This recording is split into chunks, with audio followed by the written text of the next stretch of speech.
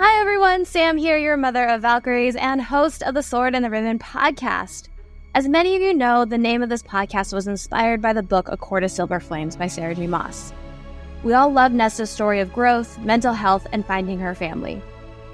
Nesta's decision to try and conquer climbing 10,000 stairs is something many readers connect with. It's the idea of deciding to complete something that others may consider impossible. And with her determination, perseverance, and training, she's able to complete her goal. But just because Nesta's journey to climb down the 10,000 stairs is iconic, doesn't mean it was ever meant for us to actually try. Recently, I've seen this trend on social media called the Nesta Stair Challenge. The challenge is to try and complete walking 10,000 stairs, usually in one workout, and usually on a Stairmaster machine.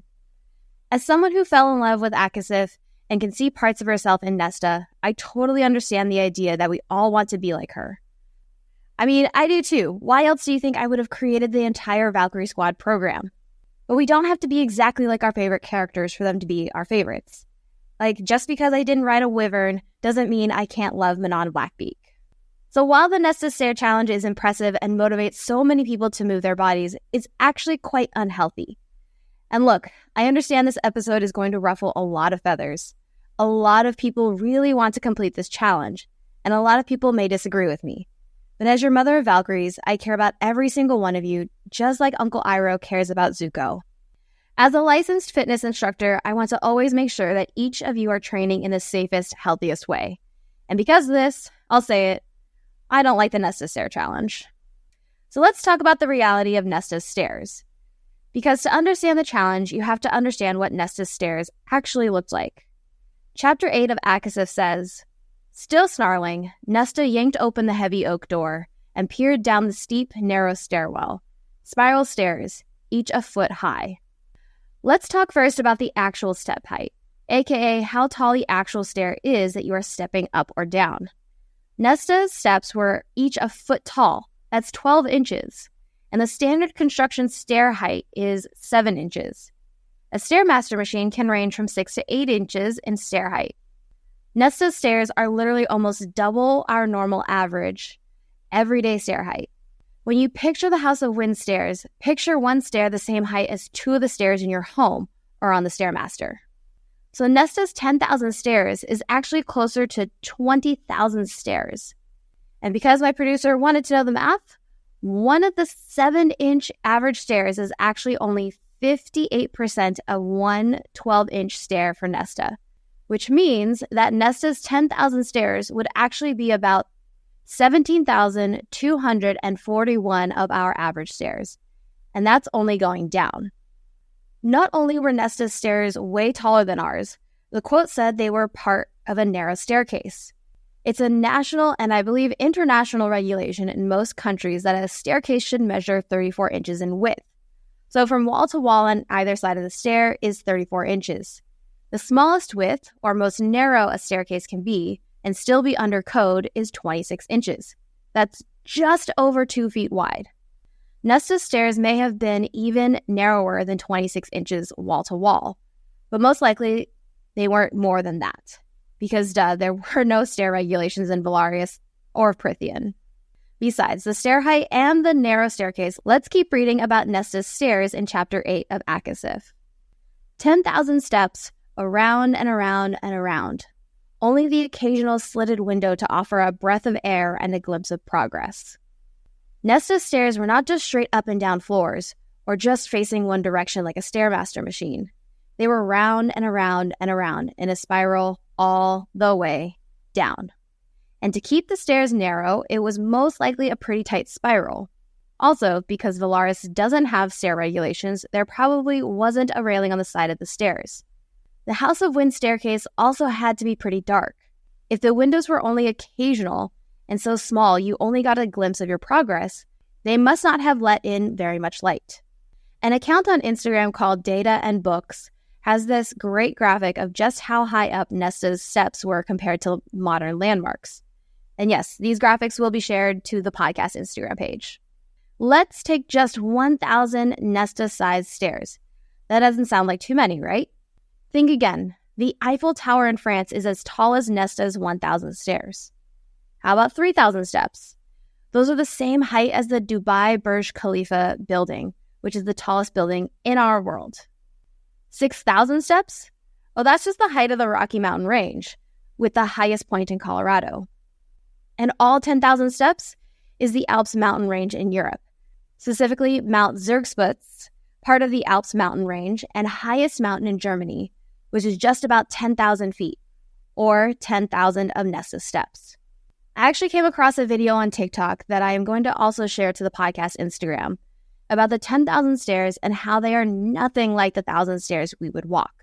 The video is from a creator whose job is to help people train to climb actual mountains, like the Rockies or even the Grand Canyon. They talk about how Nesta was originally living at sea level in most of Frost and Starlight, and then she went to living and training in the House of Wind at altitude, way beyond where most people would start to feel altitude sickness. About half of people who climb above 8,000 will eventually feel symptoms of altitude sickness, which include headache, loss of appetite, feeling sick, vomiting, feeling tired, or exhausted, and dizziness, just to name a few. And guess what? Nesta also got sick. In Chapter 8, again it says, she could do it. She couldn't do it. The dizziness hit her first. Winding around over and over, eyes trained downward to avoid a slip that would kill her, caused her head to spin, her empty stomach churned. On Nesta's first try, she made it down 100 stairs and then climbed back up, so really 200 stairs. And she literally couldn't get off the floor, she was so sick.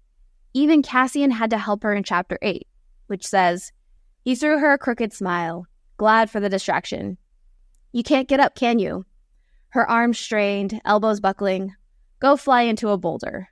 Cassian pushed off the wall and reached her in 3 strides. He wrapped his hands under her arms and hauled her up. She scowled at him the entire time, glared at him some more when she swayed, and he gripped her tighter, keeping her upright. And don't forget, even our favorite bat boys had a hard time going down the stairs. Cassian tells Nesta about it in Chapter 8. He says, I got so dizzy on the hike down that I puked on Az. He then puked on Reese, and Reese puked all over himself. It was the height of summer, and by the time we made the trek back up, the heat was unbearable. We all reeked, and the scent of vomit on the stairs had become horrific. We all puked again as we walked through it. So everyone mentioned in Akasif who climbed the stairs struggled with altitude sickness. If you don't live in an area where you can hike severe changes in the altitude, you may think this isn't a big deal. But it is. Valkyrie Val was one of the squad members who attended the meetup last year, where we climbed the Manitou incline. This is what they had to say. I know people constantly give her shit for being so winded at the beginning, just going downstairs. But 2 very important things to note. Each individual stair is 1 foot. That means that the House of Wind is 10,000 feet in elevation over the rest of Valaris, minimum. The elevation of Denver, Colorado is 5,280 feet. The House of Wind is nearly twice as high as Denver. She was suffering from altitude sickness. I've been to the top of Mauna Loa, which is at an elevation of 13,679 feet, and I could barely walk around without getting dizzy. No shit, she struggled. Here are a few more stats about the incline in Colorado. There are a total of 2,768 stairs to the top of the incline, and those stairs were all different heights.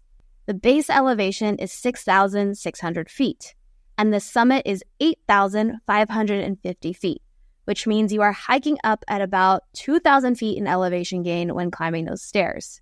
And when the squad climbed the incline, some of them unfortunately struggled with altitude sickness. Even a few of them struggled just being in Colorado Springs because the elevation was such a drastic change from where they live.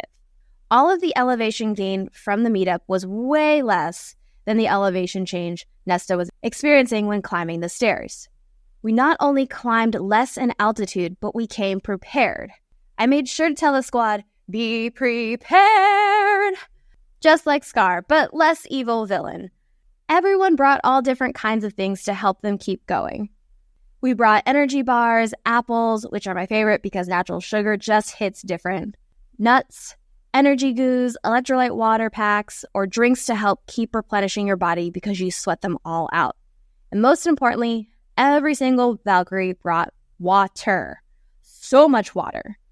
Nesta would have needed water and so many other things for her to make it down all 10,000 steps. Without all these things, she would have passed out like on step 1,000. Her progression was unrealistic with how many steps she was able to complete without the proper preparations. Even with training and trying over and over to complete the stairs, it's still unrealistic for her to complete all 10,000 stairs the way she did. But Nesta's Fae, and we're not, unfortunately. Sucks, but here we are. Even Nesta knew that if she had been a human, she wouldn't have been able to make it. Again, in Chapter 8, she says, 10,000 steps? She was no longer human. This high Fae body could do it. She could do it. And we all know what happened. She actually couldn't do it on that first try. And as much as we want to be high Fae and hear one of the Bat Boys whisper in our ears, we have to remember we are human. Nesta wasn't at this point. She might be fine making all the way down 10,000 stairs without water. You would not be. Nesta gets a magical house that provides her with food, water, and anything else she might need on the stairs. And to much of our disappointments, there was no magic tree on the incline to give us exactly what we needed. You would need to prep and pack a ton of things before you set out on any kind of hike with a dramatic change in elevation, which adds additional weight to yourself you need to compensate for when you climb. Nesta didn't bring or carry anything with her each time she went down the staircase. I think it's important to compare our reality to Nesta's because it keeps us grounded in remembering our story is different from Nesta's.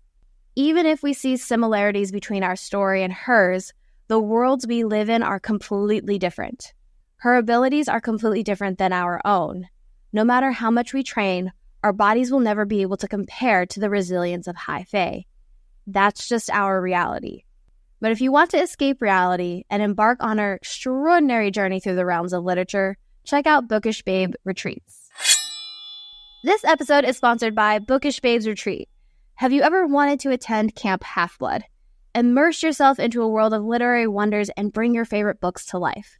Join this year's Bookish Babe Retreat in Van, Texas, September 6th to the 8th, for an experience like no other, where you'll be surrounded by fellow bibliophiles, captivating events, and the chance to forge lifelong friendships. From author meet and greets to a book swap library to s'mores and stories with narrators and even a gossip of mermaids pool party, the retreat offers a haven for those seeking to indulge in their love for books. And did I mention I'll be there too, and teaching sword fighting? But it's not just about the stories on the pages. The Bookish Babes Retreat is a sanctuary where you can build connections that will endure beyond the final chapter. Engage in unique group challenges, exciting games, and collaborative activities that will deepen bonds with fellow retreat attendees. Escape the confines of reality and let the Bookish Babes Retreat transport you to a world where books are cherished, imagination knows no bounds, and the joy of reading is celebrated. Head to the website bookishbabesretreat.com for more information and to grab your ticket today. And I can't wait to see you there. Another way Nesta's actual journey climbing the stairs is different than this viral stair challenge is she was actually going down the stairs and not up them. Some of you might be thinking she actually had it easier going down the stairs, but that's wrong. It's actually a lot harder to climb downstairs than it is to go up them. Climbing downstairs uses different muscle groups than climbing up. When you go upstairs, your body uses several muscles to lift yourself up, like your hamstrings, quads, calves, and glutes, to name a few. Walking downstairs involves those same muscles and adds in all the muscles in your back to help stabilize your body. You risk losing way more balance while going down those stairs. And actually, more people fall going down a mountain than climbing up one. Going downstairs also puts a huge amount of pressure and force on your knees. When you go downstairs, the force on the kneecap is 3.5 times your body weight. And for example, I'm just choosing this number for the sake of easy math because I'm a trainer and we don't math. If you weigh around 150 pounds, your knees will actually carry the force of 525 pounds on them. For such a small area of your body, that's a lot of weight to carry, which explains why people struggle going downstairs more often than up. When you go down, you also use muscles to slow yourself down, aka your brake muscles. But the average person doesn't train those muscles, making them weaker and us more unstable coming down the mountain. There's a reason that the meetup Valkyries in Colorado only went up the stairs on the mountain and did not climb back down them. We all took the trail back down the side of the mountain for safety and because we were all tired as fuck. Going down the stairs will also not feel anything like climbing the Stairmaster machine in the gym. You're only meant to climb up the machine, and I would not advise climbing backwards on or down the machine as you could seriously injure yourself. With all this talk of climbing actual stairs, I can hear some of your thoughts all the way across the sea about how climbing the Stairmaster is different. And you're right, it is different. But that doesn't mean it's different in a good way. When you try and do the climb challenge on the Stairmaster, it's really just about the number count and hitting that number. If you just hop on the machine and try and go for 10,000 stairs, you could seriously injure yourself. Most people actually just go in cold without any training and try to complete the challenge. They end up tired, exhausted, most feeling defeated because they couldn't do it and could possibly end up hurt. Some people think that training will be the solution to this. And while training is good, most people tend to overtrain their body. Overtraining is when a person doesn't adequately recover after repeat intense training. It can cause fatigue, declining performance, and possibly even injury.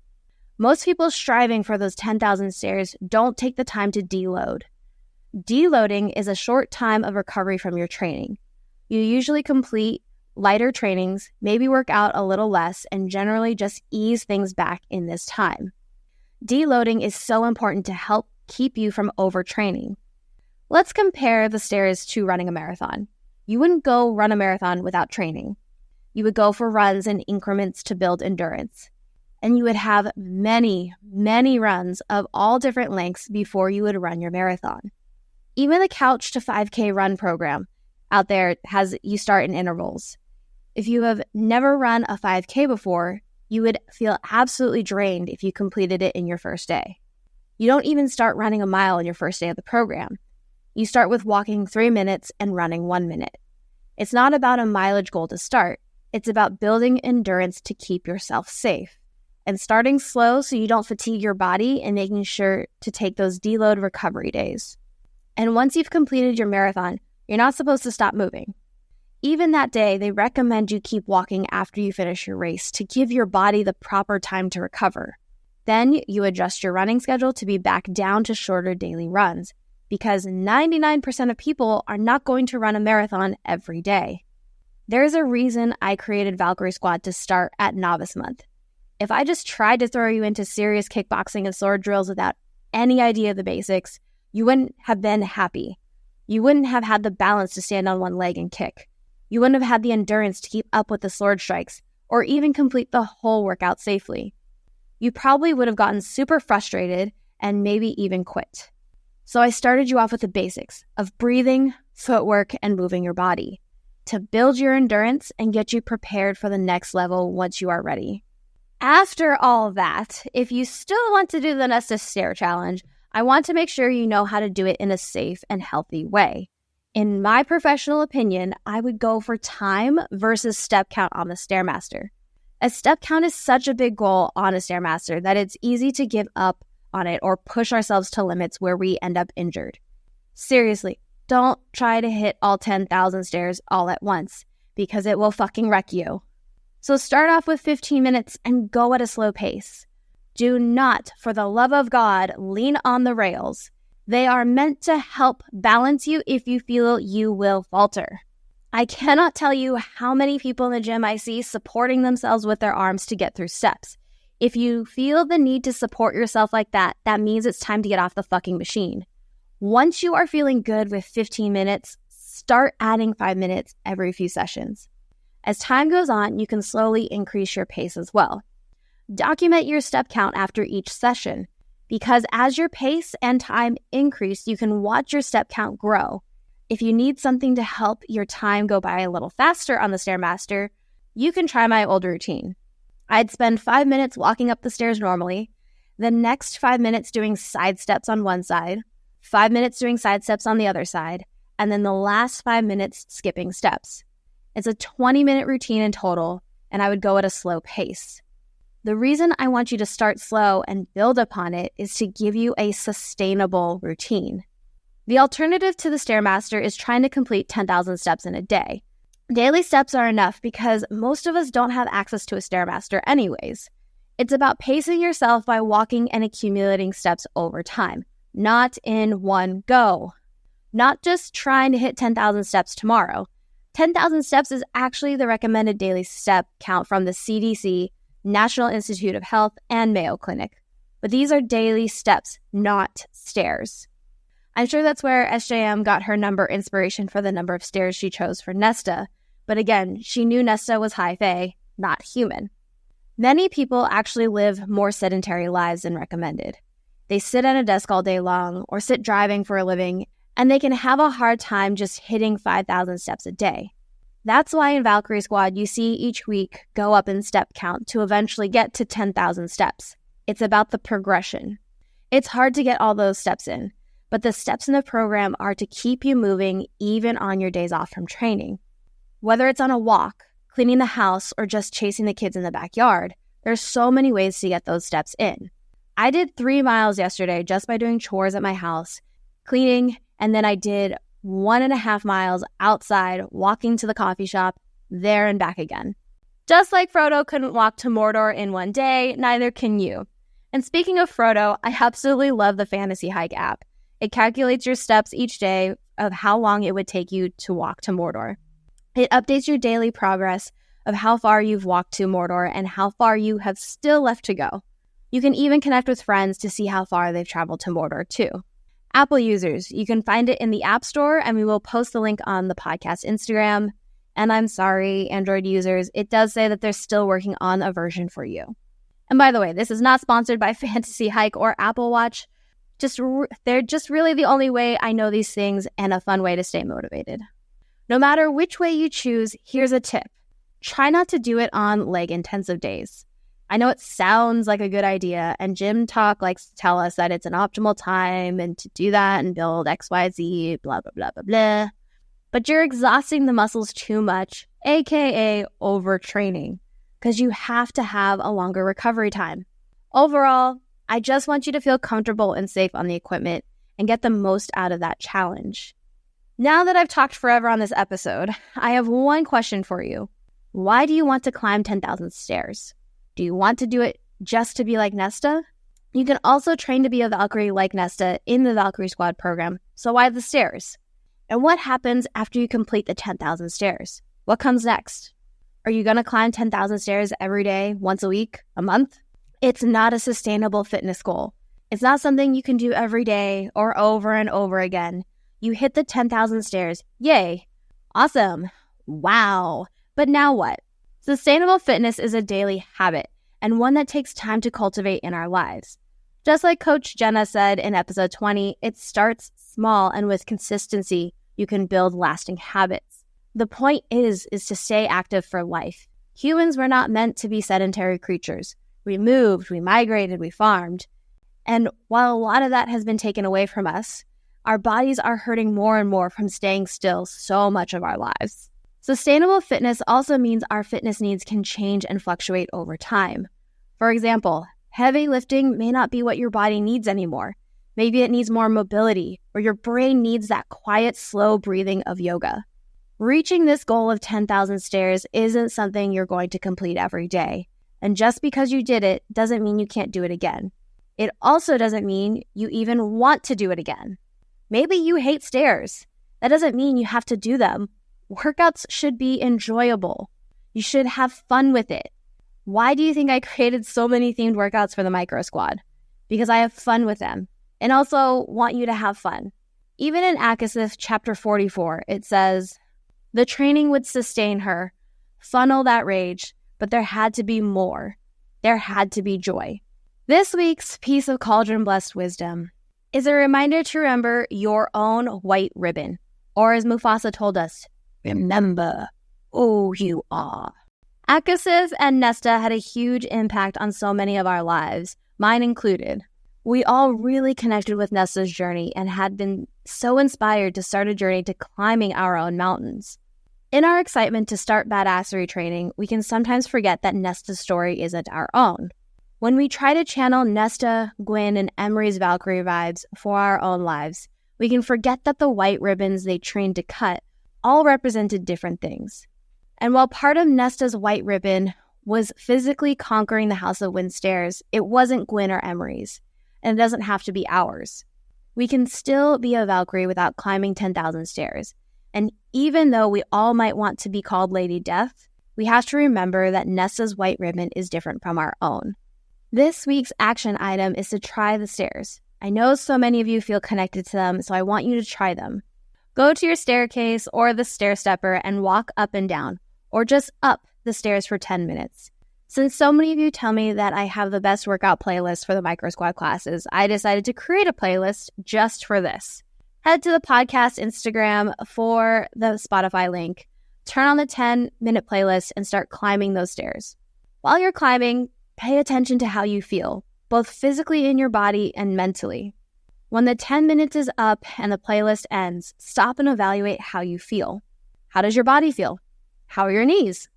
How would you want to do this for 100 steps, 5,000 steps, 10,000 steps? Did you like doing stairs? Was it fun, or were you dying? Because I fucking hate stairs.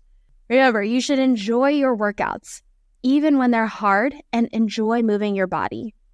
And if you absolutely hated the stairs and never want to do them again, that's okay. You do not have to love the stairs to love Nesta. You don't have to love stairs to be a Valkyrie. You don't have to use stairs at all in your workouts if you don't like them. There are lots of other workouts out there that don't involve stairs at all, and you can find tons of examples on the Micro Squad website. If you did like the stairs and found them enjoyable, then great. You can add them into your workout routines as often as you like. Just make sure you are adding them in a safe way like I talked about earlier. You can always email me for suggestions. Whether you choose to add stairs to your workout or not, remember your mountains are yours to climb, and only you can define and cut your white ribbon. And until next time, be strong, kick ass, and be fucking magical every day. This episode was produced by Bex Castro, Mia Garlock, and Carolyn McMorrin. Special thank you to Taylor Ash for creating the music of this podcast. And thanks for listening to The Sword and the Ribbon by the Micro Squad. If you're interested in learning more about the Valkyrie Squad, visit us at thevalkyriesquad.com. If you're interested in learning more about the Micro Squad or Geek Gym for a class, visit us at themicrosquad.com. Make sure you're subscribed to the show wherever you get your podcasts from so you don't miss out. And if you like this week's episode, leave us a review on Apple Podcasts.